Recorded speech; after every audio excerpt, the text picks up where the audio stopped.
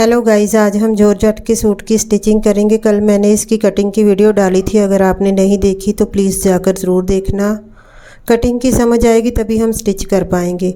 और ये बहुत ही भारी कपड़ा है, इसके ऊपर ना असली वाले शीशे लगे हुए हैं, मिरर, तो स्टोन भी बहुत लगे हैं, इसलिए काफ़ी भारी हो गया था ना, नीचे को गिर रहा था। पहले मैंने सेंटर में बड़े बखे के साथ सिलाई लगा दी है ताकि टिक जाए ये लाइनिंग के ऊपर। और सीधी साइड पर लाइनिंग लगी हुई है। ये 6.25 है, मुझे 5.25 चाहिए, तो आधा आधा इंच मैंने साइड पर निशान लगा दिया है।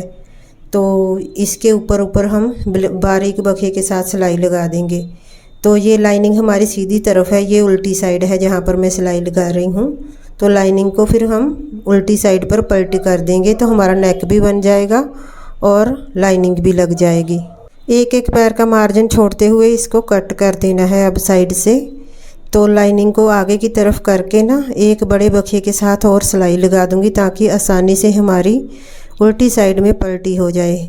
और बहुत ही सुंदर कढ़ाई है, जैसे सच्ची में बोलते हैं ना, वरी है, जैसे वरी वाला सूट। और दुपट्टा भी बहुत खूबसूरत था इसका, तो सुंदर है बहुत सूट ऑल ओवर। तो ये हम पीछे को लाइनिंग करके सिलाई लगा देंगे बारीक बखे के साथ। हमारा नेक भी रेडी हो जाएगा और लाइनिंग भी अटैच हो जाएगी साथ में ही। तो ऐसे बड़े इजी तरीके से हम नेक बना सकते हैं और सफाई भी बहुत ज़्यादा आती है इससे। पीछे कोई भी हमें तरपाई नहीं करनी पड़ती, एक्स्ट्रा बुकरम या कुछ भी लगाना नहीं पड़ता। और ये स्टोन उधेड़ रही हूँ मैं, शीशा भी लगा हुआ था एक, फिर ना सुई टूट जाती है। मैंने बहुत ही सावधानी से स्टिच कर रही थी, लेकिन फिर भी मेरी एक सुई तो टूट ही गई है। तो इस तरह के सूटों के ऊपर ना सुइयाँ बहुत ख़राब होती हैं, क्योंकि एम्ब्रॉयडरी स्टोन लगे हैं पूरे सूट के ऊपर। अब साइड से मैं लाइनिंग अटैच कर रही हूँ। मैं बिल्कुल किनारे से अटैच नहीं करती, एक एक इंच का कपड़ा छोड़ छोड़ के ना फिर अटैच करती हूँ मैं हमेशा। नीचे तक लाइनिंग अटैच कर देंगे हम, तो दूसरी साइड पर भी ऐसे ही कर देंगे। इसके ऊपर मैंने प्लेट नहीं डाले, क्योंकि ना कढ़ाई के ऊपर प्लेट का आ जाने थे तो फिर एम्ब्रॉयडरी ख़राब सी लगती है। वो बोलकर भी गए थे कि अगर एम्ब्रॉयडरी ऊपर आएगी कढ़ाई के तो फिर आप प्लेट के ऊपर आएंगे कढ़ाई के, तो आप नहीं डालना प्लेट। तो इसलिए मैंने नहीं डाले। अब देखें, हमेशा उसके ना प्लेट वाले ही सूट होते हैं। इस बार उसकी कैसे लग रही है फिटिंग देख लेंगे। अगर कुछ प्रॉब्लम हुई तो मैं बैक साइड के ऊपर डाल दूंगी, फ्रंट के ऊपर तो नहीं डाले मैंने। एक बार ऐसे ही सिल दिया है सूट पूरा। ये पीछे का पल्ला है, इसके ऊपर भी लाइनिंग अटैच कर देनी है। पहले तीराई के ऊपर करती हूँ और फिर दोनों साइड पर एक एक इंच का मार्जिन छोड़ते हुए लाइनिंग अटैच कर दूंगी। तो स्टिचिंग को ना ज़्यादा टाइम लगता है, कटिंग से ज़्यादा टाइम लग जाता है स्टिचिंग को हमेशा ही। इसीलिए मैं ज़्यादा स्टिचिंग की वीडियो नहीं बनाती, कटिंग की ही बना देती हूँ। और दोनों साइड पर लाइनिंग अटैच कर देनी है एक एक इंच का मार्जिन छोड़ते हुए। फ्रंट के ऊपर हमने साथ में नेक भी बना लिया था। अगर इसके ऊपर भी पहले ही नेक कट कर देना तो फिर ऐसे ही बन जाएगा, इसका भी अच्छे से बन जाएगा। लेकिन मैंने सोचा इसके ऊपर रेप पट्टी लगा दूंगी। तो अगर मैं चाहती तो इस साइड पर भी मैं ऐसे ही बना सकती थी नेक, जैसे मैंने फ्रंट के ऊपर बनाया है। अब 5.5 इंच लंबा और 2.25 इंच चौड़ा मैंने लिया था, क्योंकि इसकी ना चौड़ाई मैंने कम रखी है। ये पतली लड़की है, अगर ज़्यादा हैवी साइज हो तो 2.25-3 तक रख सकते हैं। इसकी मैंने 2.25 ही रखी है, बहुत पतली है। 28 इंच कमर है इसकी, या खुद ही समझ लगा लें कि कितनी पतली है। ये मोढे की काट है, काट के जो कपड़ा बचा था ना वहाँ से रेप पट्टी निकाली है, क्योंकि कपड़ा बहुत कम था, 4 मीटर कपड़ा था। इसमें से हमने लाइनिंग भी बनाई है, लगाई है इसमें, तो और सलवार भी सेमी पटियाला बनाई है इसलिए। तो अभी सलवार के नीचे पता नहीं पट्टी के लिए बचेगा कि नहीं, अभी मैंने शर्ट ही रेडी की है। ये एक एक पैर का मार्जिन छोड़ते हुए रेप पट्टी लगा देनी है। ये लाइनिंग जैसे लाइनिंग वाला कपड़ा है जो हम रेप पट्टी लगा रहे हैं ना। तो चाहती तो ये जॉर्जेट का कपड़ा भी लगा सकती थी, लेकिन वो ज़्यादा पतला हो जाना था। तो रेप पट्टी लगाने के बाद ना फिटिंग का निशान लगाना है। उसके लिए हमें नीचे बिछाना पड़ेगा सूट को, क्योंकि फट्टे के ऊपर नहीं लगेगा अच्छे से, फट्टे छोटा होता है ना इसलिए। तो ये आधी ऊपर को और आधी नीचे को फोल्ड करते हुए बड़े बखे के साथ सिलाई लगा दी है। तो ये हमारा पीछे का गला भी रेडी हो गया है और आगे का तो पहले से ही रेडी कर लिया था। तो ये स्टोन उतार रही हूँ मैं साथ में। अब हमने ना आधा इंच छोड़कर तीरा जोड़ देना है।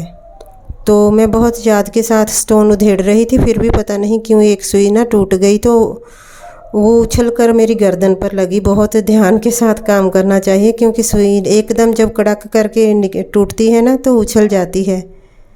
तो ध्यान के साथ ही काम करना चाहिए। बहुत ये रिस्क वाला ही काम होता है कि अगर आँख में लग जाए तो फिर परेशानी।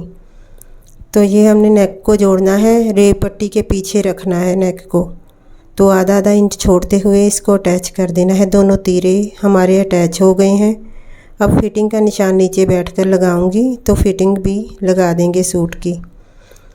इसकी फिटिंग बस्ट थी 36 इंच 36, तो मुझे 18 इंच लिया है मैंने एक साइड पर। तो 2 इंच बचा था दोनों साइड पर, 2.25 इंच।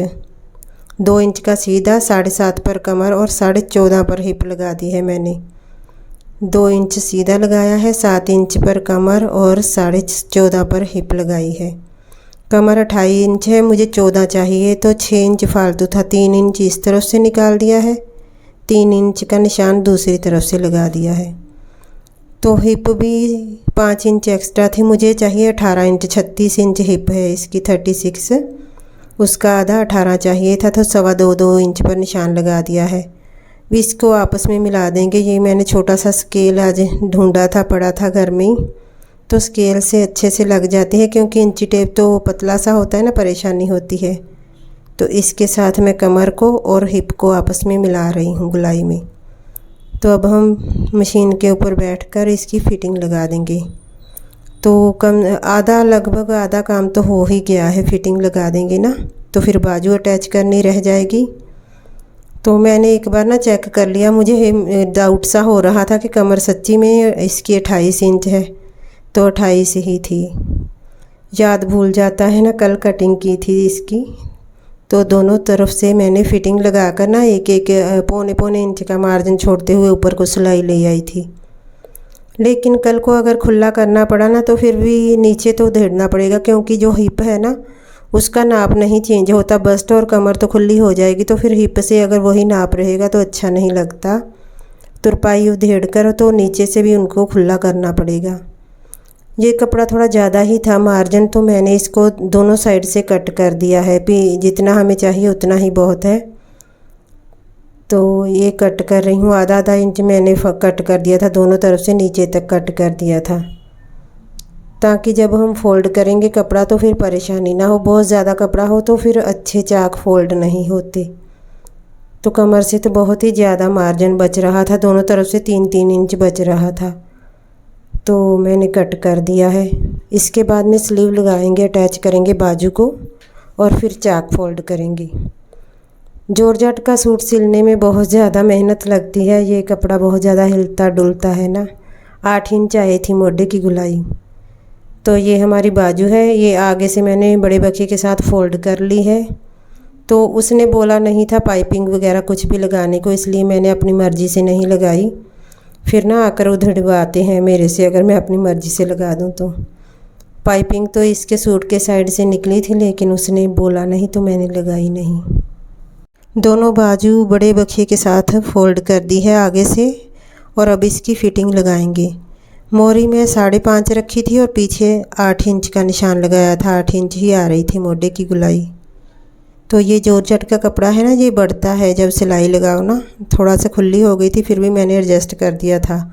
8 इंच का निशान लगाया है, आगे 5.5 इंच का, और इसको इंच टेप से मिला दिया है। ये हमारी बाजू की फ़िटिंग हो गई। और शुरू करते समय मैंने डबल कर लेना है सिलाई को, और पीछे सिंगल सिलाई के साथ एंड तक लेकर जाना है। और जब सिलाई ख़त्म करो ना तो हमेशा थोड़ा कपड़ा छोड़ देना, धागा छोड़ देना चाहिए, नहीं तो उधड़ना शुरू हो जाता है। भी सेम ऐसे ही 5.5 और 8 इंच को आपस में मिलाकर फिटिंग लगा दी है और इसको सीधा कर लिया है। बाजू की मैंने काट नहीं डाली। जो जॉर्जेट का कपड़ा होता है ना उसकी मैं ज़्यादा काट नहीं डालती। बाजू की सूट पर डाली है लेकिन बाजू पर नहीं डाली। ये ट्रांसपेरेंट कपड़ा होता है इसलिए नहीं ज़्यादा गहराई में जाते। और ये मैंने ना हल्के हाथ से कपड़ा पकड़ा है बाजू का, क्योंकि ना ये बढ़ता है कपड़ा बहुत ज़्यादा। अगर थोड़ा हल्का सा भी खींचो ना तो बहुत ज़्यादा बढ़ जाता है। और रेब कपड़ा होता है ये बाजू का। तो इसको मैंने गोल गोल घुमाते हुए बाजू को लगा देना है। तो कोई गेट के ऊपर आ गया था, तो मैं बोल रही थी मेरे बेटे को कि बात सुन ले। वो कानों में हेडफोन डालकर बैठा होता है, उसको कुछ पता नहीं, चाहे कोई मर जाए पास में। आजकल के बच्चे ऐसे ही हैं। तो आधा इंच का मार्जिन छोड़ते हुए ना सिलाई लगा दी है। मैं उसे बोल रही थी गेट के पास देख ले कोई, तो वो देख ही नहीं रहा था। फिर मुझे ही उठकर जाना पड़ा गेट के पास। तो सीधा करके मैं चेक कर रही हूँ, बहुत अच्छे से लग गई है बाजू, और दूसरी भी ऐसे ही लगा देंगे। और बाजू के किनारे किनारे पर भी मैंने हल्का सा ना कट कर दिया है, ताकि अच्छे से सफाई के साथ आ जाए, इक्वल हो जाए। फिटिंग लगाते समय थोड़ी बहुत हिल जाती है, ऊंचा नीचा हो जाता है, क्योंकि ये जॉर्जेट का कपड़ा है ना। तो दोनों बाजू अटैच हो गई। ये पीछे का गला है, इसको कच्चा कर रही हूँ। यहाँ पर मैंने फास्ट कर दी है वीडियो। ये तो कच्चा ही करना है ना, इसलिए थोड़ी फास्ट कर दी है। फिर भी देखें 12 मिनट की हो गई थी। तो जो सूट स्टिच किया था ना, उसको 1 घंटे से ऊपर लग गया था। उसको मैंने काट छाँट कर इतनी छोटी की है वीडियो, तो फिर आप लाइक भी नहीं करते। तो ये मैंने चौक के साथ निशान लगाए हैं। पीछे का पल्ला फोल्ड करेंगे घेरा, आगे तो पाइपिंग लगी हुई है, तो वहाँ पर नहीं फोल्ड करने की ज़रूरत होगी हमें। तो ये घेरा फोल्ड करना है पीछे का, फिर साइड वाले चाक फोल्ड कर देने हैं, तो हमारा सूट रेडी हो जाएगा। और इसकी फ़ाइनल पिक मैं लगा देती हूँ थंबनेल के ऊपर। बहुत सुंदर सूट है, शादी वाली लड़की का सूट है ये। तो ये शीशे लगे हुए हैं, 2-2 शीशे दोनों तरफ से मैंने उधेड़े थे। तो यहाँ चाक फोल्ड करते समय मेरी सुई टूट गई थी, तो उछल के मेरी गर्दन पे लगी। तो मैं शुक्र करती हूँ भगवान का कि आँख में नहीं लगी, फिर तो बड़ी परेशानी हो जाती है ना, लेने के देने पड़ जाते हैं। तो इसीलिए बोलते हैं अच्छे कर्म करो, फिर भगवान भी साथ देते हैं, लग सकती है सुई। मैंने कई बार केस ऐसे सुने भी हैं कि सुई लग जाती है, उछल कर टूट कर ना उछल जाती है सुई, तो फिर लग जाती है आँख में। तो ये धागा बार बार इसीलिए निकल रहा है क्योंकि बहुत हैवी एम्ब्रॉयडरी है ना चाक के पास। सारे सूट के ऊपर स्टोन छोटे छोटे लगे हैं, उसके ऊपर सुई जब घूमती है तो फिर परेशानी होती है। तो लाइनिंग बिल्कुल एंड तक लगाई है मैंने, ताकि ना फिर पूरी आ जाए। नीचे से कपड़ा इकट्ठा होना था, नहीं तो बिल्कुल जॉर्जेट तो चुन्नी के जैसा कपड़ा होता है, दुपट्टे के जैसा। और ये टाफ्टा की लाइनिंग लगाई है, नीचे से शाइन भी कर रहा था सूट। बहुत अच्छा लग रहा है सूट बनकर, शाइन मारता है जैसे नीचे टाफ्टा की लाइनिंग हो।